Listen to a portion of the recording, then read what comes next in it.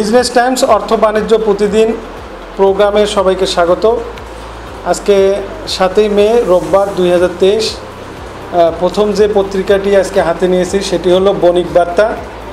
বণিক বার্তা আজকে তাদের হেডলাইন করেছে সরকারি একটি নিউজটি হলো নিজস্ব অর্থে 9 মাসে উন্নয়ন প্রকল্প বাস্তবায়ন 36.68%। নির্মাণ সামগ্রীর মূল্যবৃদ্ধি নাকি অর্থের টান। এই নিউজটির হেডলাইন পড়ে যতটুকু বোঝা যায় যে নির্মাণ সামগ্রী, তারা বলছে যে নির্মাণ সামগ্রী বৃদ্ধির জন্য লক্ষ্যমাত্রা অর্জন করা সম্ভব হয়নি।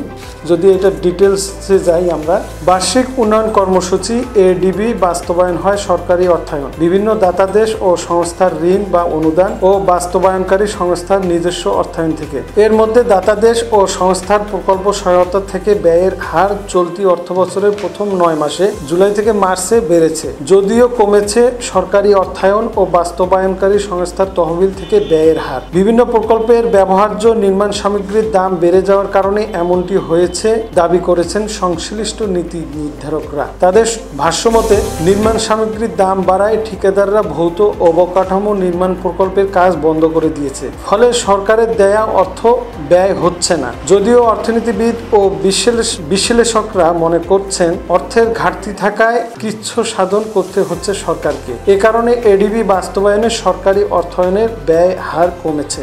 সংবাদটি যদি আরো গভীরে যেতে চাই, সেটি হচ্ছে যে সরকারের যে অর্থের ব্যয় এখানে কমেছে মানে প্রকল্পগুলো কাজ ঠিকভাবে হচ্ছে না, কারণ নির্মাণ সামগ্রী, তারা বলছে যে নির্মাণ সামগ্রীর দাম মূল্য বৃদ্ধির কারণে ঠিকাদাররা তাদের কাজ ঠিকমতো করছে না। এ কারণে সরকারের ব্যয় কমেছে। যেহেতু কাজ হচ্ছে না, এ কারণে সরকারের ব্যয় কমেছে।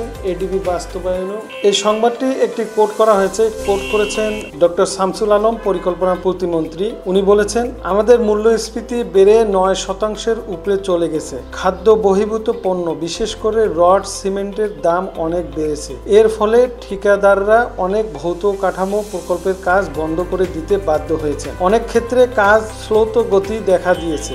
এ কারণে আমাদের এডিবি বাস্তবায়ন কম হয়েছে। আরেকজন কোট করেছেন এই সংবাদটিতে, উনি হচ্ছেন ডক্টর দেবপ্রিয় ভট্টাচার্য, ডিস্টিংগুইশ ফেলো, সিপিডি। উনি বলছেন, প্রকল্পে ব্যয় করার মতো টাকার অভাবের কারণে এডিবি বাস্তবায়নের হার কমে গেছে। সরকারের রাজস্ব ব্যয়ের যে সক্ষমতা সেটি বর্তমানে সংকীর্ণ। সরকারের বিনিয়োগ অভিলাষের সঙ্গে অর্থায়নের সামর্থ্যের বিপরীত তৈরি হয়েছে। এক্ষেত্রে বৈদেশিক মুদ্রার সংকটেরও প্রভাব পড়েছে। বণিক বার্তা আরেকটি গুরুত্বপূর্ণ নিউজ ছেপেছে, সেটা হচ্ছে কৃষকদের জন্য। কৃষকের একটা নিউজ রয়েছে এখানে।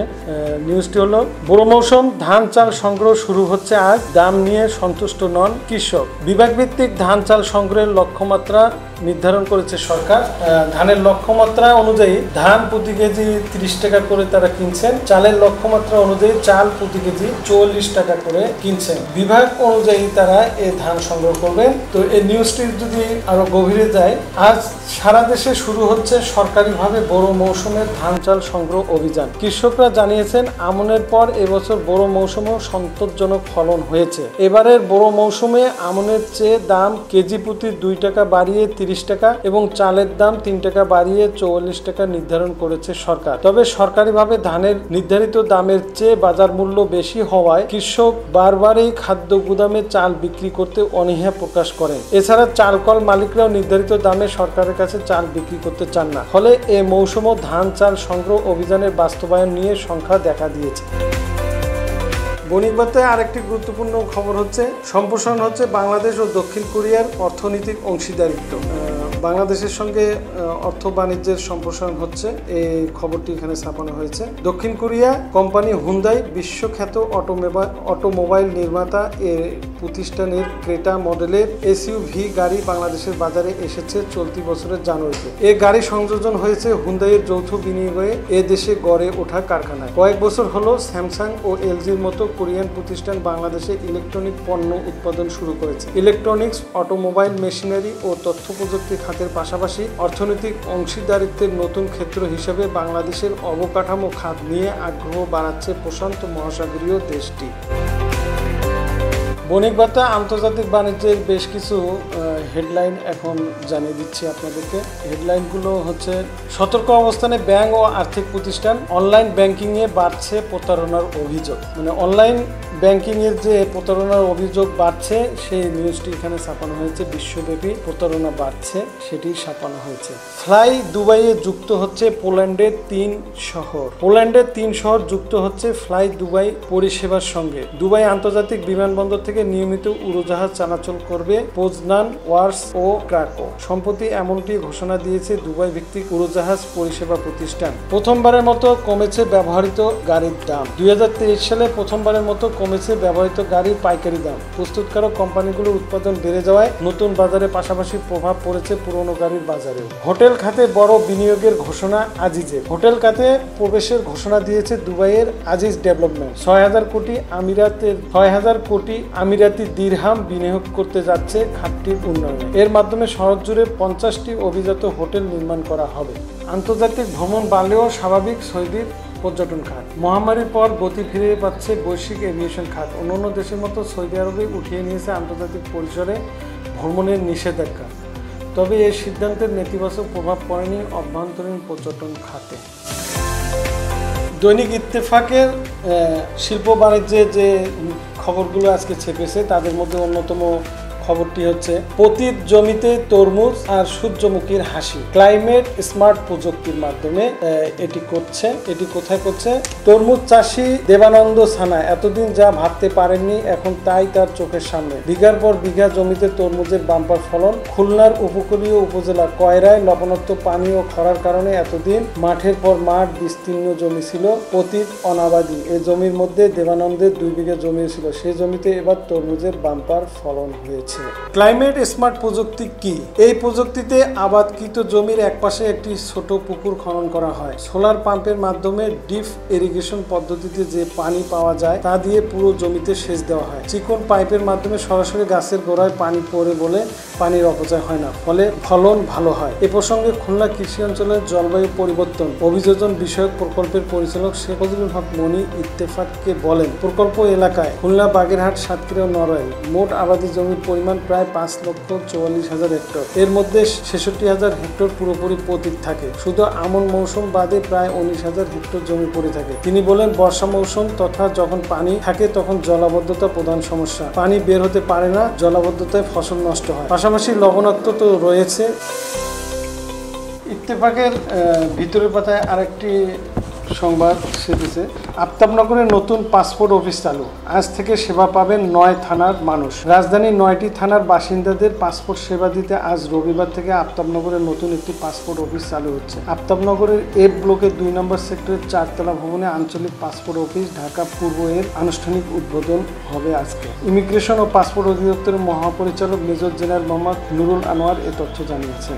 এর মধ্যে মোবাইল থেকে গভ ইনফো থেকে এক মেসেজে বিষয়টি নিশ্চিত করে বলা হয়েছে, মুগদা, সবুজবাগ, শাহজাহানপুর, খিলগাঁও, রামপুরা, মতিঝিল, পল্টন, বাড্ডা, হাতিরঝিল থানার ই পাসপোর্ট সেবা 7 মে থেকে আঞ্চলিক পাসপোর্ট অফিস ঢাকা পূর্ব আফতাবনগর থেকে দেওয়া হবে।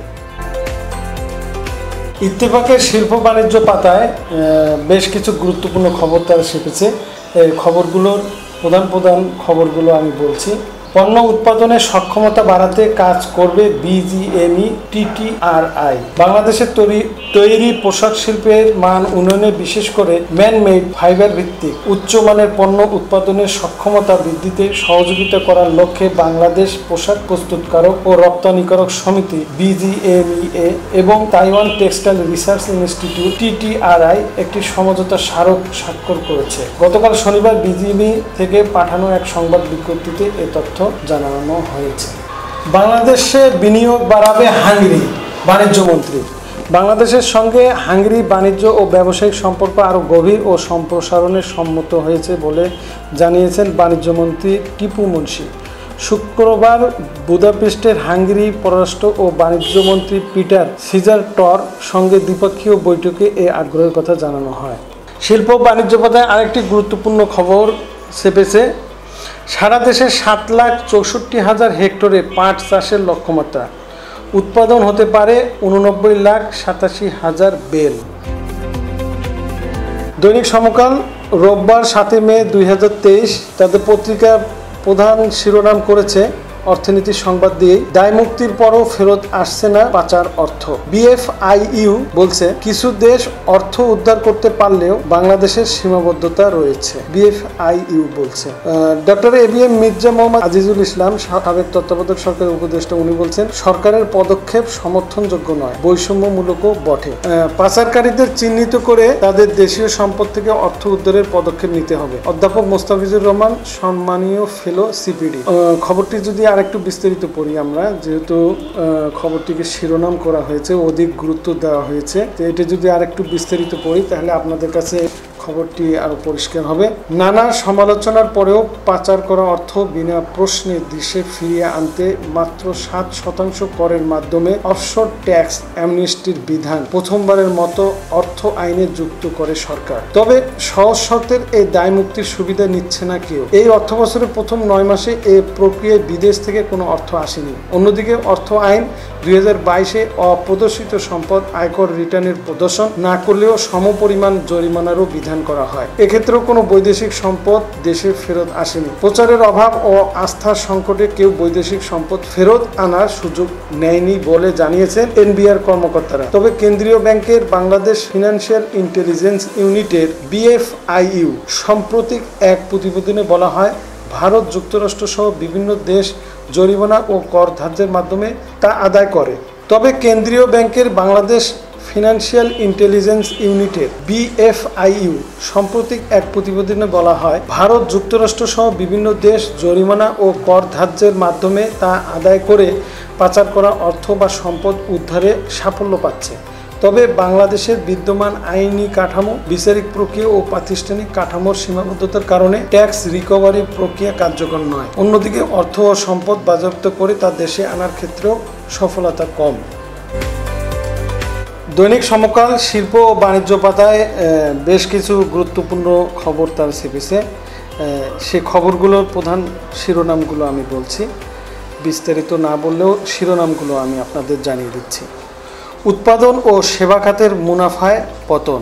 উৎপাদন এবং সেবা খাতের যে ধরনের সেবা রয়েছে, এই কোম্পানিগুলোর মুনাফায় পতন হয়েছে বলে জানিয়েছেন এই সংবাদটিতে। উৎপাদন বাড়াতে কাজ করবে BGME TTRI। যুক্তরাজ্যে পোশাক রপ্তানিতে 14% প্রবৃদ্ধি। বিকাশ অ্যাপের মাধ্যমে বিতরণ হয়েছে 175 কোটি টাকার ঋণ। মানে বিকাশের মাধ্যমে ঋণ দেওয়া হচ্ছে।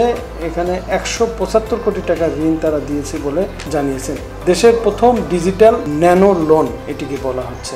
রপ্তানিকারকদের নিবন্ধন মেয়াদ বাড়ল। ব্যবসা সহজ করার উদ্দেশ্যে রপ্তানিকারকদের দেওয়া নতুন নিবন্ধন ইস্যু বা নবায়নের মেয়াদ বাড়িয়েছে সরকার।